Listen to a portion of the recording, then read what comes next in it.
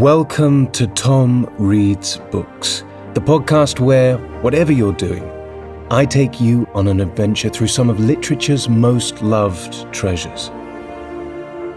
If you do enjoy the podcast, make sure to subscribe so that you never miss an episode, and also check out the Patreon at patreon.com/TomReadsBooks, where I release 2 exclusive episodes every week of a completely different book, full audiobook versions of all books read, and you can help choose future books for me to read. Now, though, I'd like to invite you to settle in, relax, and let me tell you a story.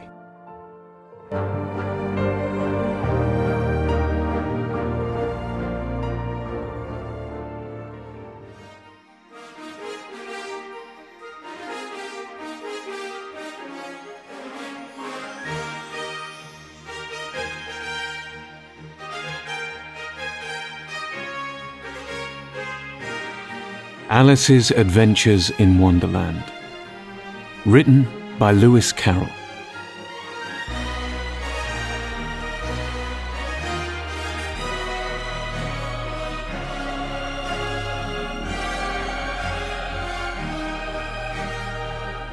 Chapter 4. The Rabbit Sends in a Little Bill. It was the White Rabbit, trotting slowly back again, and looking anxiously about as it went, as if it had lost something, and she heard it muttering to itself, "The Duchess! The Duchess! Oh, my dear paws! Oh, my fur and whiskers! She'll get me executed, as sure as ferrets are ferrets! Oh, where can I have dropped them, I wonder?" Alice guessed in a moment that it was looking for the fan and the pair of white kid gloves, and she very good-naturedly began hunting about for them. But they were nowhere to be seen. Everything seemed to have changed since her swim in the pool, and the great hall with the glass table and the little door had vanished completely. Very soon the rabbit had noticed Alice as she went hunting about and called out to her in an angry tone, "Why, Mary Ann, what are you doing out here? Run home this minute and fetch me a pair of gloves and a fan, quick, now!" And Alice was so much frightened that she ran off at once in the direction it pointed to, without trying to explain the mistake that it had made. "He took me for his housemaid," she said to herself as she ran. "How surprised he'll be when he finds out who I am. But I'd better take him his fan and gloves, that is, if I can find them." As she said this, she came upon a neat little house, on the door of which was a bright brass plate with the name W. Rabbit engraved upon it. She went in without knocking, and hurried upstairs in great fear lest she should meet the real Mary Ann and be turned out of the house before she had found the fan and gloves. "How queer it seems," Alice said to herself, "to be going messages for a rabbit. I suppose Dinah will be sending me on messages next," and she began fancying the sort of thing that would happen. "Miss Alice, come here directly and get ready for your walk." "Coming in a minute, nurse. But I've got to watch this mouse hole till Dinah'll come back and see that the mouse doesn't get out. Only I don't think," Alice went on, "that they'd let Dinah stop in the house if it began ordering people about like that." By this time she had found her way into a tiny little room with a table in the window, and on it, as she had hoped, a fan and 2 or 3 pairs of tiny white kid gloves. She took up the fan and a pair of the gloves and was just going to leave the room when her eye fell upon a little bottle that stood near the looking-glass. There was no label this time with the words, "Drink me," but nevertheless she uncorked it and put it to her lips. "I know something interesting is sure to happen," she said to herself, "whenever I eat or drink anything, so I'll just see what this bottle does. I do hope it'll make me grow large again, for really I'm quite tired of being such a tiny little thing." It did so indeed, and much sooner than she had expected. Before she had drunk half the bottle, she found her head pressing against the ceiling, and had to stoop to save her neck from being broken. She hastily put down the bottle, saying to herself, "That's quite enough. I hope I shan't grow any more. As it is, I can't get out of that door. I do wish I hadn't drunk quite so much." Alas, it was too late to wish that. She went on growing, and very soon had to kneel down on the floor. In another minute, there was not even room for this, and she tried the effect of lying down with one elbow against the door and the other arm curled around her head. Still she went on growing, and, as a last resort, she put one arm out of the window and one foot up the chimney and said to herself, "Now I can do no more. Whatever happens, what will become of me?" Luckily for Alice, the little magic bottle had now had its full effect, and she grew no larger. Still, it was very uncomfortable, and, as there seemed to be no sort of chance of her ever getting out of the room again, no wonder she felt unhappy. It was much pleasanter at home, thought poor Alice, when one wasn't always growing larger and smaller and being ordered about by mice and rabbits. I almost wish I hadn't gone down that rabbit hole, and yet, it's rather curious, you know, this sort of life. I do wonder what can have happened to me. When I used to read fairy tales, I fancied that kind of thing never happened, and now here I am in the middle of one. There ought to be a book written about me. That there ought, and when I grow up, I'll write one. But I'm growing up now, she added in a sorrowful tone. At least there's no room to grow up any more here. But then, thought Alice, shall I never get any older than I am now? That'll be a comfort one way, never to be an old woman, but then always to have lessons to learn. Oh, I shouldn't like that. Oh, you foolish Alice, she answered herself. How can you learn lessons in here? Why, there's hardly room for you, and no room at all for any lesson books. And so she went on, taking first one side and then the other, and making quite a conversation of it altogether. But after a few minutes, she heard a voice outside and stopped to listen. "Mary Ann, Mary Ann," said the voice, "fetch me my gloves this moment." Then came a little pattering of feet on the stairs.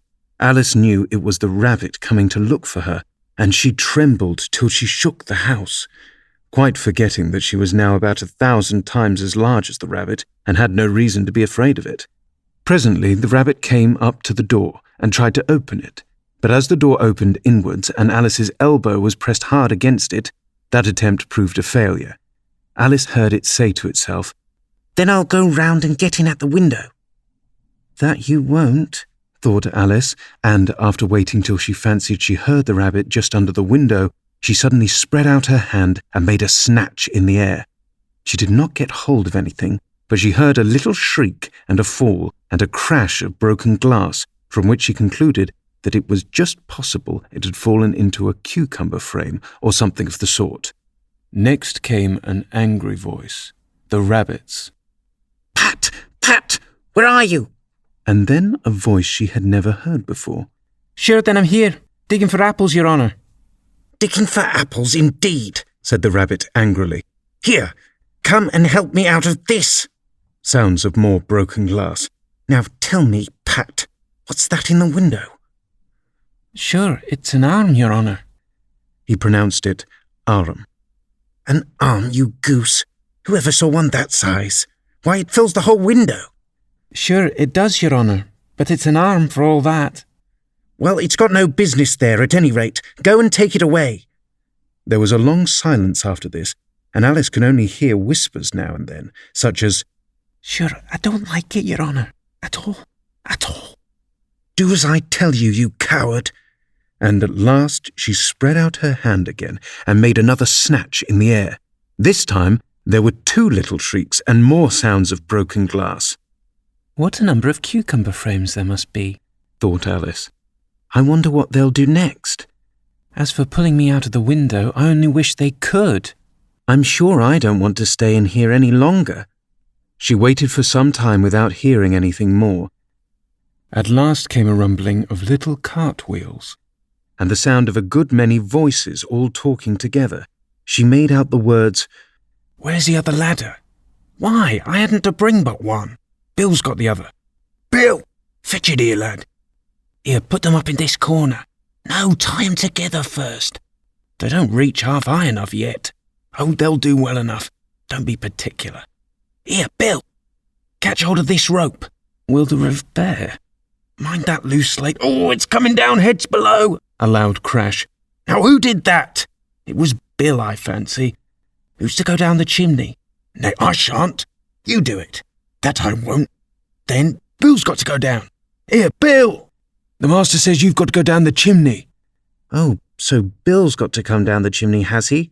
said Alice to herself. "Why, they seem to put everything upon Bill. I wouldn't be in Bill's place for a good deal. This fireplace is narrow, to be sure, but I think I can kick a little." She drew her foot as far down the chimney as she could and waited, till she heard a little animal, she couldn't guess of what sort it was, scratching and scrambling about in the chimney close above her. Then, saying to herself, "This is Bill," she gave one sharp kick and waited to see what would happen next. The first thing she heard was a general chorus of, "There goes Bill." Then the rabbit's voice alone, "Catch him! You by the hedge!" Then silence. And then another confusion of voices. "Hold up his head." "Brandy now. Don't choke him." "How was it, old fellow? What happened to you? Tell us all about it." Last came a little, feeble, squeaking voice. "That's Bill," thought Alice. "Well, I hardly know. No more, thank you. I'm better now, but I'm a deal too flustered to tell you. All I know is something comes at me like a jack-in-a-box and up I goes like a skyrocket." "So you did, old fellow," said the others. "We must burn the house down," said the rabbit's voice, and Alice called out as loud as she could, "If you do, I'll set Dinah at you." There was a dead silence instantly, and Alice thought to herself, "I wonder what they will do next. If they had any sense, they'd take the roof off." After a minute or two, they began moving about again, and Alice heard the rabbit say, "A barrowful will do, to begin with." "A barrowful of what?" thought Alice, but she had not long to doubt, for the next moment a shower of little pebbles came rattling in at the window, and some of them hit her in the face. "I'll put a stop to this," she said to herself, and shouted out, "You'd better not do that again," which produced another dead silence. Alice noticed, with some surprise, that the pebbles were all turning into little cakes as they lay on the floor, and a bright idea came into her head. "If I eat one of these cakes," she thought, "it's sure to make some change in my size, and, as it can't possibly make me larger, it must make me smaller, I suppose." So she swallowed one of the cakes, and was delighted to find that she began shrinking directly. As soon as she was small enough to get through the door, she ran out of the house and found quite a crowd of little animals and birds waiting outside.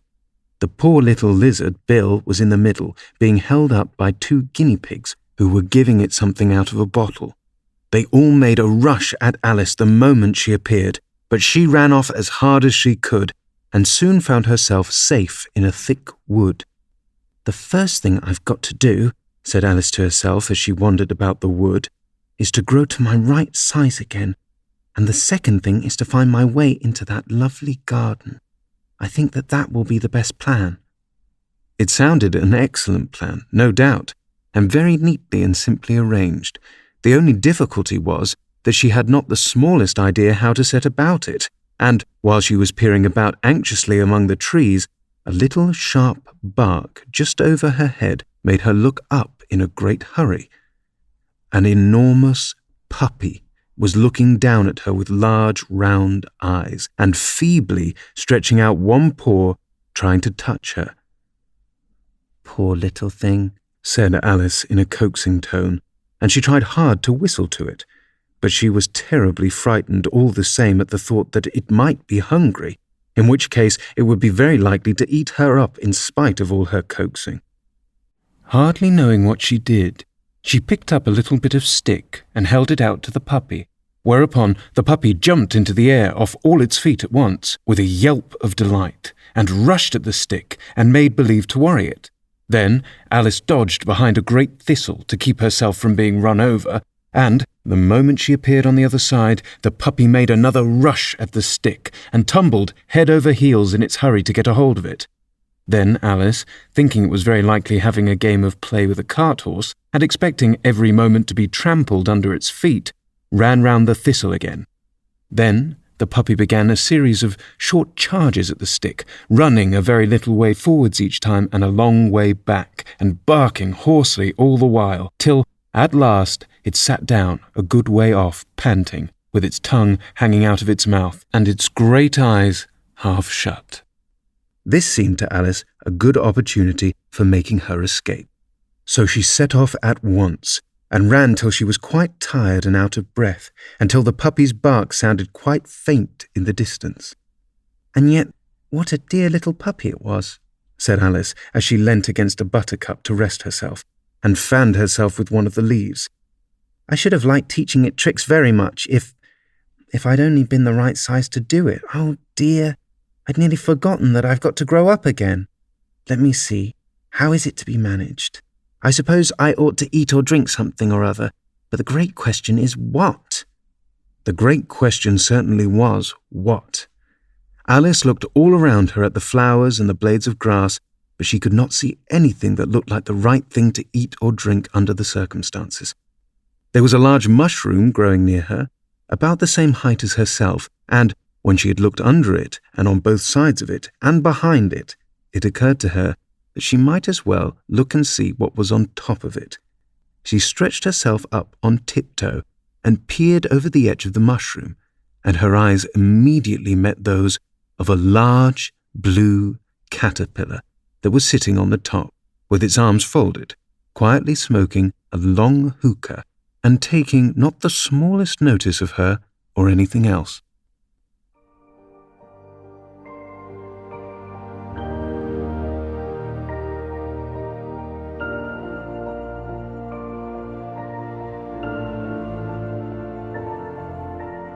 I hope you've enjoyed this episode of the Tom Reads Books podcast. If you'd like to support the show, leaving a rating and a short review on whatever podcast platform you're using really goes a long way to help us reach new listeners. Other than that, I hope you have a wonderful day. Enjoy this snippet from the Patreon exclusive book we're reading at the moment, and I look forward to reading to you again very soon.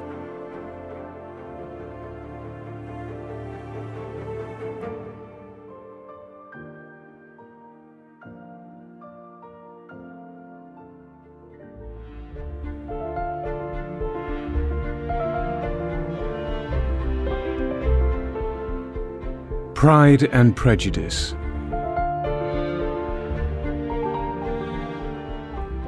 On entering the drawing room, she found the whole party at loo, and was immediately invited to join them. But suspecting them to be playing high, she declined it, and making her sister the excuse, said she would amuse herself for the short time she could stay below with a book. Mr. Hurst looked at her with astonishment. "Do you prefer reading to cards?" said he. "That is rather singular."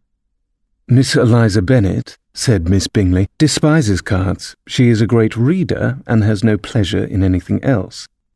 "I deserve neither such praise nor such censure," cried Elizabeth. "I am not a great reader, and I have pleasure in many things.